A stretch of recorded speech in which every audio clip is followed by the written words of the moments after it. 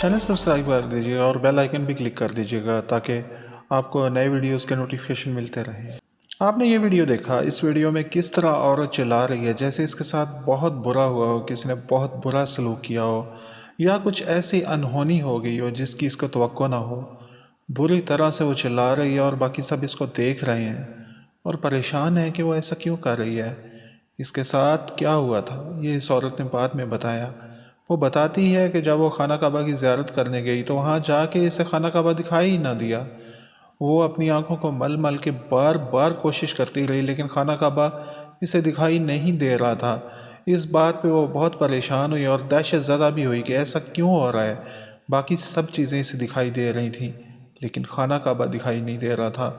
اللہ کے گھر جا کے دل کی جو حالت ہوتی ہے اس کا اندازہ لگانا بھی بہت مشکل ہے، کیونکہ ساری کائنات کے رب کے گھر جا کے تو دل بدل جاتے ہیں اور انسان وہاں جا کے صرف اس کا گھر ہی دیکھنا چاہتا ہے۔ اس کے گھر کے پاس سے ہٹنے کو دل نہیں کرتا، وہ بار بار خانہ کعبہ کو دیکھنا چاہتا ہے لیکن وہ خانہ کعبہ کو دیکھ نہیں پا رہی تھی۔ باوجود کوشش کے اسے خانہ کعبہ دکھائی نہیں دے رہا تھا اور وہ افسوس اور دہشت سے چلا رہی تھی کہ ایسا کیوں ہو رہا ہے۔ وہ تو اتنی دور سے سفر کر کے خانہ کعبہ کو دیکھنے آئی تھی۔ وہ رو رہی تھی، چلا رہی تھی لیکن منظر ویسے ہی تھا۔ خانہ کعبہ اسے دکھائی نہیں دے رہا تھا۔ لوگ اسے پوچھ رہے تھے کہ کیا ہوا لیکن وہ ان کی باتوں کا جواب نہیں دے رہی تھی اور چلائے جا رہی تھی، زاروں قطار ہو رہی تھی۔ کچھ دیر ایسے ہی سلسلہ چلتا رہا۔ بعد میں اسے پانی پلایا گیا اور چپ کروایا گیا اور ایک عالم دین نے اسے پوچھا کہ بتاؤ کیا ہوا ہے، کیوں چلا رہی ہو؟ تو اس نے بتایا کہ مجھے خانہ کعبہ دکھائی نہیں دے رہا۔ اس عالم نے پوچھا کہ ایسا کیوں ہے، کس لیے ہے کہ تمہیں خانہ کعبہ دکھائی نہیں دے رہا جبکہ سبھی لوگ یہاں پہ آتے ہیں زیارت کرنے اور ان سب کو دکھائی دیتا ہے؟ تم نے ضرور کوئی بڑا گناہ، کوئی بڑی غلطی سرزد ہوئی ہے جس کی وجہ سے تمہارے ساتھ ایسا ہو رہا ہے۔ وہ خاتون چپ کر گئی۔ کچھ دیر کی چپ کے بعد عالم نے دوبارہ اس سے پوچھا کہ بتاؤ ایسا کیا ہوا ہے؟ کوئی بھی گناہ ہو تو اس کی تلافی ممکن ہوتی ہے، اللہ کے حضور اس کی توبہ قبول ہو جاتی ہے۔ تم بھی توبہ کرو اس گناہ کی جو تم سے جانے میں ہوا یا انجانے میں ہوا۔ بتاؤ کیا ہوا تمہارے ساتھ، ایسا کچھ ہے تمہاری زندگی میں جس کی وجہ سے آج ایسا ہوا؟ اپنے بارے میں کچھ بتاؤ ہمیں۔ تو اس عورت نے بتایا کہ میں ایک غسال ہوں، میتوں کو غسل دینا میرا کام ہے اور کافی عرصے سے میں یہ کام سر انجام دے رہی ہوں۔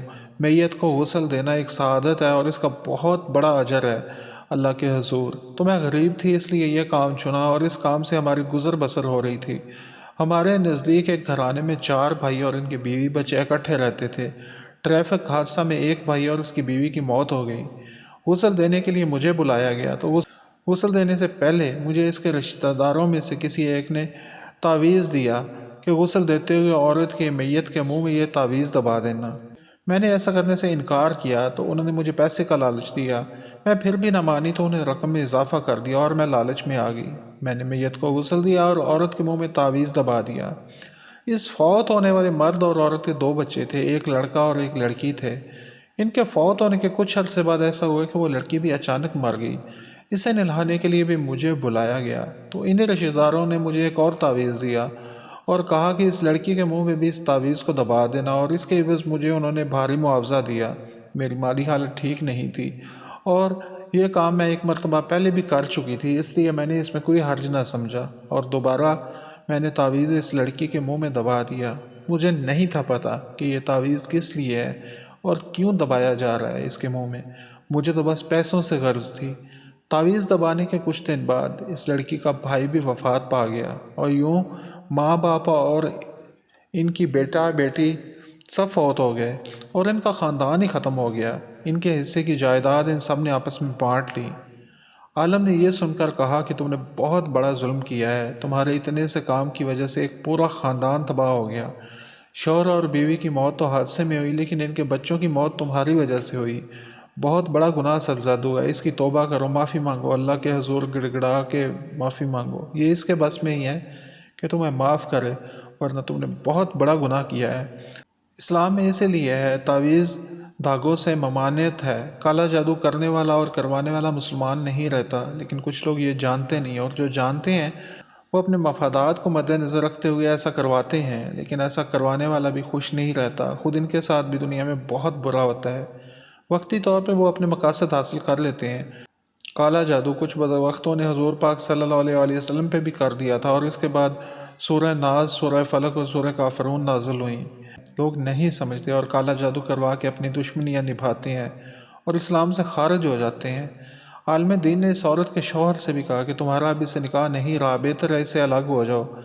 ہم اپنے مقاصد کو حاصل کرنے کے لیے جائز ناجائز کچھ بھی نہیں دیکھتے اور تعویذ دھاگوں کے چکر میں پڑ جاتے ہیں۔ ہمیں نہیں معلوم ہوتا کہ ہماری یہ خواہش ہمیں گناہوں کی دلدل میں دھکیل دے اور ہم اپنی دنیا تو خراب کریں گے، ساتھ اپنی آخرت بھی خراب کر لیں گے۔ اس لیے ایسا کوئی قدم نہ اٹھائیں۔ جو ہونا ہوتا ہے وہ ہونا ہے، اللہ کی مرضی سے ہونا ہے۔ ہم تعویذ دھاگوں سے اپنی تقدیر نہیں بدل سکتے، قسمت نہیں بدل سکتے۔ جو ہونا ہے اللہ کی مرضی سے ہونا ہے، لیکن یہ بھی ہماری آزمائش ہے کہ ہم کون سا راستہ اختیار کرتے ہیں۔ ہم اللہ سے دعا کر سکتے ہیں، اللہ سے رو رو کے التجائیں کر سکتے ہیں۔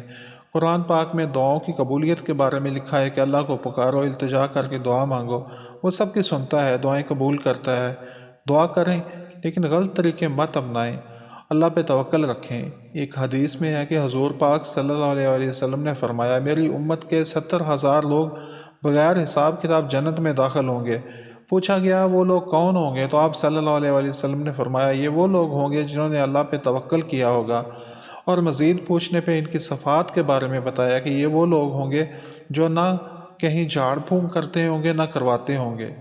میت کو غسل دینا بہت بڑی نیکی کا کام ہے، اور میت کو غسل دیتے ہوئے اس کی عزت و احترام کا خیال کرنا، اس کے پردے کا خیال کرنا واجب ہے، اور زیادہ خیال اس کا رشتہ دار یا اس کا بیٹا بھائی وغیرہ ہی رکھ سکتے ہیں۔ اس لیے زیادہ بہتر یہی ہوتا ہے کہ رشتہ دار ہی میت کو غسل دیں۔ باہر سے غسل دلوانے والوں کو بلوانے کا رواج تو ہے، لیکن زیادہ بہتر یہی کہ خود غسل دیا جائے۔ اللہ ہم سب کو نیکی کی راہ پہ چلنے کی توفیق عطا فرمائے اور شیطانی کاموں سے دور رکھے ہم سب کی بخشش فرمائے، آمین۔ اس واقعے کی حقیقت کے متعلق کچھ کہنا مشکل ہے، کیونکہ آج کل خبریں بس ایسے ہی وائرل ہو جاتی ہیں۔ ویوز اور لائک حاصل کرنے کے چکر میں لوگ بہت کچھ کرتے ہیں۔ اس کو آپ کے سامنے پیش کرنے کا مقصد صرف یہی ہے کہ ایک پیغام آپ تک پہنچ جائے کہ ہر چیز اللہ ہی دیتا ہے، دعائیں بھی وہی قبول کرتا ہے، اس لیے سب اس سے مانگیں۔ تعویذ دھاگوں اور جادو ٹونا کے چکروں میں پڑھ کے اپنا ایمان خراب نہ کریں۔ اللہ ہم سب کو سیدھے راستے پہ چلنے کی توفیق عطا فرمائے، آمین۔ کامنٹس میں بتائیے گا کہ ویڈیو کیسی لگی۔